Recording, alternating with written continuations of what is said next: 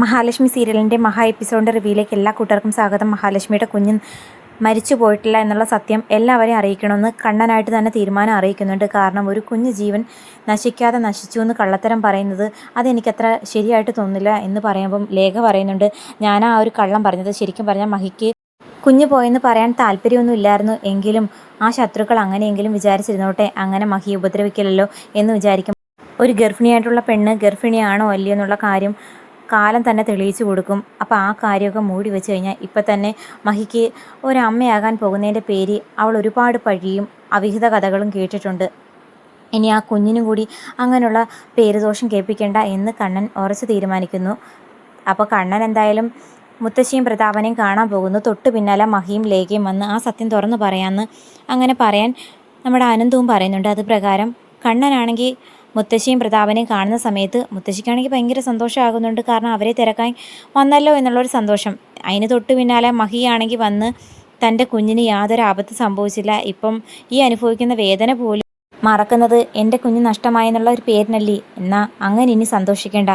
Thomas sir എന്തുകൊണ്ട് ഇങ്ങനെ ഒരു കള്ളം പറഞ്ഞു, ഒരിക്കലും അദ്ദേഹം കള്ളം പറയില്ല എന്ന് തറപ്പിച്ച് പറയുന്ന സമയത്ത് എന്തുകൊണ്ട് കള്ളം പറഞ്ഞെന്നുള്ള കാര്യം അദ്ദേഹത്തിനോട് തന്നെ ചോദിക്കാൻ പറഞ്ഞ് മഹാലക്ഷ്മിയിലേക്കും പോകുന്നു. അപ്പോൾ ഇതിൻ്റെ വാസ്തവം അറിയാൻ വേണ്ടിയിട്ട് മുത്തശ്ശിയാണെങ്കിൽ തോമസ് സാറിനെ പോയി കണ്ടു ചോദിക്കുന്ന സമയത്ത് സാറ് പറയുന്നുണ്ട്, എനിക്ക് കണ്ണനെ ചതിച്ച ആ സ്ത്രീയോട് പ്രത്യേകിച്ച് താല്പര്യമൊന്നുമില്ല, പക്ഷേ ഒരു കുഞ്ഞു ജീവൻ, ഒന്നും അറിയാത്ത കുഞ്ഞു ജീവൻ പുറത്തേക്ക് വരുന്നതിനോട് എനിക്ക് പ്രത്യേകിച്ച് വിയോജിപ്പൊന്നുമില്ല. അതുകൊണ്ട് ആ ഒരു കുഞ്ഞിന് ജീവൻ ആപത്ത് വരാതിരിക്കാനുള്ള എല്ലാ കാര്യങ്ങളും ഞാൻ ചെയ്തു കൊടുത്തിട്ടുണ്ട് എന്ന് പറയുമ്പോഴത്തേക്കും മുത്തശ്ശിക്കാണെങ്കിൽ ഭയങ്കര നിരാശയോടെ വന്ന് പ്രതാപനോട് പറയുന്നുണ്ട്. മാത്രമല്ല കണ്ണനാണെങ്കിൽ തിരികെ കമലേശ്വരം വീട്ടിലേക്ക് വരുന്ന സമയത്ത് മുത്തശ്ശിയും പ്രതാപനും എല്ലാ സത്യങ്ങളും അറിഞ്ഞല്ലോ. അവർ വഴി ദുർഗയും കരുണ, സ്വാതി, ഉണ്ണി അങ്ങനെ എല്ലാവരും സത്യങ്ങൾ അറിഞ്ഞിരിക്കുന്നു. അതായത് മഹാലക്ഷ്മിയുടെ വയറ്റിൽ വളരുന്ന കുഞ്ഞിന് യാതൊരു ആപത്ത് സംഭവിച്ചില്ല, ചുമ്മാ അച്ഛന് തല്ലുകൊണ്ടത് മാത്രമേ ഉള്ളെന്നുള്ള ആ ഒരു സങ്കടത്തിൽ കരുണയാണെങ്കിൽ നിരാശപ്പെട്ട് നിൽക്കുവാണ്. അപ്പോഴാണ് കണ്ണനായിട്ട് അങ്ങോട്ടേക്ക് കയറി വരുന്നത്. മോനെ നീ അറിഞ്ഞോടാ, അവളുടെ വയറ്റിൽ വളരുന്ന കുഞ്ഞിന് യാതൊരു ആപത്തും സംഭവിച്ചില്ല, അവളെപ്പോലെ തന്നെയാണെന്ന് തോന്നുന്നു ആ കുഞ്ഞു ജീവനും, എത്രയൊക്കെ കൊല്ലാൻ ശ്രമിച്ചു കഴിഞ്ഞാലും ആർക്കും കൊല്ലാൻ പറ്റില്ല. അത് കേട്ട് കണ്ണനാണെങ്കിൽ ദേഷ്യവും അതുപോലെ സന്തോഷം വരുന്നുണ്ട്. നിങ്ങളൊക്കെ എന്ത് വിചാരിച്ചു, എൻ്റെ കുഞ്ഞിനെ സ്വത്തിനും പണത്തിനും വേണ്ടിയിട്ട് എന്നെ നകറ്റാന്ന് വിചാരിച്ചോ? ഞാനും എൻ്റെ മഹിയും ജീവിച്ചിരിക്കുന്നിടത്തോളം കാലം അത് സംഭവിക്കില്ല. അപ്പോഴാണെങ്കിൽ സ്വാതിയും പറയുന്നുണ്ട്, എന്നാലും എൻ്റെ കണ്ണേട്ടാ ഇതെങ്ങനെ സംഭവിച്ചു എന്നാണ് എനിക്കറിയാൻ വയ്യാത്തത്. അപ്പോൾ കരുണയാണെങ്കിൽ പറയുന്നു, ആ തോമസ് വൈദ്യരെന്ന് പറയുന്നത് സിദ്ധനാ, അയാളുടെ അടുത്ത് ആദ്യം കൊണ്ടുപോയതുകൊണ്ട് മാത്രമാണ് ഇങ്ങനെയൊക്കെ സംഭവിച്ചത്. നേരെ മറിച്ച് അന്നൊരു വിഷമരുന്ന് എൻ്റെ ഉള്ളിൽ പോയ ആ നിമിഷം തന്നെ എൻ്റെ കുഞ്ഞ് ഇല്ലാണ്ടായിപ്പോയി. 5 മാസമായിട്ട് പോലും എൻ്റെ കുഞ്ഞിനെ എനിക്ക് തിരികെ കിട്ടിയില്ല. എന്നിട്ടും ഇവളുടെ കുഞ്ഞിന് യാതൊരു ആപത്തും സംഭവിച്ചില്ലല്ലോ എന്ന് ആലോചിക്കുമ്പോഴാണ് എനിക്ക് സഹിക്കാൻ പറ്റാതെ. അത് തന്നെ മോളെ ഞാനും ഇപ്പം വിചാരിക്കുന്നതെന്ന് പറയുമ്പം, എന്തായാലും ഒരു കുഞ്ഞു ജീവനല്ലേ, അത് ജനിക്കാനുള്ളതാണെങ്കിൽ ജനിക്കട്ടെ, നമുക്ക് അവളോട് ശത്രുതയും കാര്യങ്ങളൊക്കെ ഉണ്ടെങ്കിലും ആ കുഞ്ഞു ജീവനോട് ശത്രുത കാണിക്കുന്ന എന്തിനാ എന്ന് ചോദിക്കുമ്പം, അല്ല മോനെ, നിന്നെ ചതിച്ച അവളുടെ കുഞ്ഞും അവളെപ്പോലെ ദുഷിച്ച സ്വഭാവമുള്ളവളായിരിക്കും, അതുകൊണ്ട് അതിനോട് പ്രത്യേകിച്ച് യാതൊരു കരുണയും മമതയും കാണിക്കേണ്ട ആവശ്യമില്ലെന്ന് പറയുമ്പം കണ്ണനാണെങ്കിൽ അകത്തേക്ക് പോകുന്നു. അപ്പം ദുർഗയാണെങ്കിൽ കരുണയോട് പറയുന്നുണ്ട്, കണ്ടോ ഇപ്പം തന്നെ ഒരു കൊച്ചു ജീവനല്ലേ, അതിനെ കൊല്ലാനൊന്നും ശ്രമിക്കേണ്ടെന്ന പേര് അവന് മനസ്സ് മാറിയത് കണ്ടോ, അവനല്ലേലും അങ്ങനെ ദയയും മനസ്സലവും ഇത്തിരി കൂടുതലാണ്, അതിൻ്റെ പേരിനല്ലേ അവൾ ആ സ്വത്തുക്കൾ മൊത്തം സ്വന്തമാക്കിയത്. അങ്ങനെ കരുണയാണെങ്കിൽ ആകെ കലി പിടിച്ച് നിൽക്കുന്നുണ്ട്. അതേസമയം മഹാലക്ഷ്മി ആണെങ്കിൽ റിക്കവറായിട്ട് വന്ന് ഓഫീസിലെ കാര്യങ്ങളൊക്കെ വീണ്ടും ഇടപെട്ട് നോക്കാൻ ശ്രമിക്കുന്നുണ്ട്. അപ്പം മഞ്ജു ആണെങ്കിൽ ഉണ്ണി കാണിച്ച കുറേ തിരിമറിയൊക്കെ കണ്ടുപിടിച്ചിട്ട് മഹാലക്ഷ്മി ഏട്ടത്തിയെ അറിയിക്കുന്നു. അതിൻ്റെ പേര് മഹാലക്ഷ്മി ആണെങ്കിൽ ഉണ്ണിയെ വിളിച്ച് കാര്യം തിരക്കുന്നു.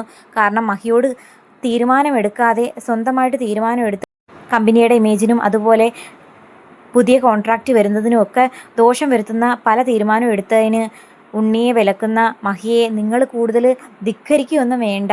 കാരണം കുറച്ച് സ്വത്തുക്കൾ നിങ്ങളുടെ പേരിലുണ്ടെന്ന് മാത്രമേ ഉള്ളൂ, അല്ലാതെ കണ്ണേട്ട ഏത് നിമിഷവും അത് തിരികെ വാങ്ങും, അതുകൊണ്ട് കൂടുതൽ അധികാരം കാണിക്കാനൊന്നും വരേണ്ടെന്ന് മഹാലക്ഷ്മിയെ വരട്ടുന്ന സമയത്ത് മഹി പറയുന്നു, നാളെ മുതൽ നീ കമലേശ്വരം കൺസ്ട്രക്ഷൻ കമ്പനിയിൽ കണ്ടുപോകരുത്, എന്നെ മറുത്ത് നീ ഒരു തീരുമാനം എടുക്കുകയാണെന്നുണ്ടെങ്കിൽ നിൻ്റെ ജോലിയും ശമ്പളവും എല്ലാം ഞാൻ ഇല്ലാണ്ടാക്കും എന്ന് പറയുമ്പോൾ ഉണ്ണിയാണെങ്കിൽ ആകെ കലിയോടെ ഇങ്ങനെ ഇരിക്കുന്നുണ്ട്. അതേസമയം മഹാലക്ഷ്മി ഉണ്ണിയോട് അങ്ങനെ സ്ട്രിക്റ്റായിട്ട് പറയുന്നത് കേട്ടിട്ട് അനന്തുവിനാണെങ്കിൽ ഒരുപാട് സന്തോഷമാകുന്നു. അനന്തു ആണെങ്കിൽ കൈ അടിക്കുന്നുണ്ട്.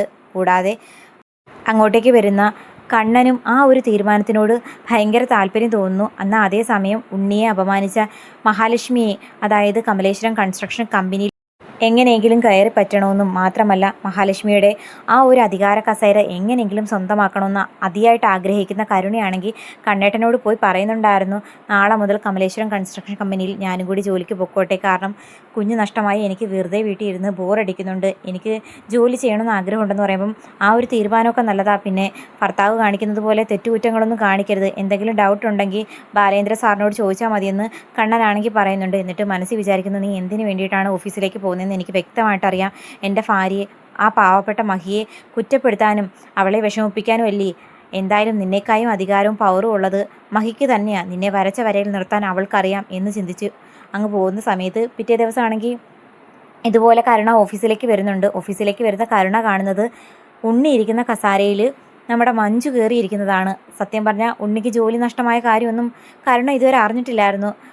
മഹാലക്ഷ്മിക്ക് കണ്ണനും തമ്മിൽ തെറ്റിപ്പിരിഞ്ഞു എന്നുള്ളൊരു സന്തോഷ വാർത്ത കേട്ട് തൊട്ട് പിന്നാലെ വന്നതല്ലാതെ ഉണ്ണിയുടെ ജോലി നഷ്ടമായ കാര്യമൊന്നും ശരിക്കും പറഞ്ഞാൽ കരുണ അറിഞ്ഞില്ല. ആ ഒരു നിമിഷം എല്ലാം അറിഞ്ഞ് ആകെ ഷോക്കായിട്ട് നിൽക്കുന്ന കരുണയും കാണിച്ചുകൊണ്ടാണ് എപ്പിസോഡ് അവസാനിക്കുന്നത്.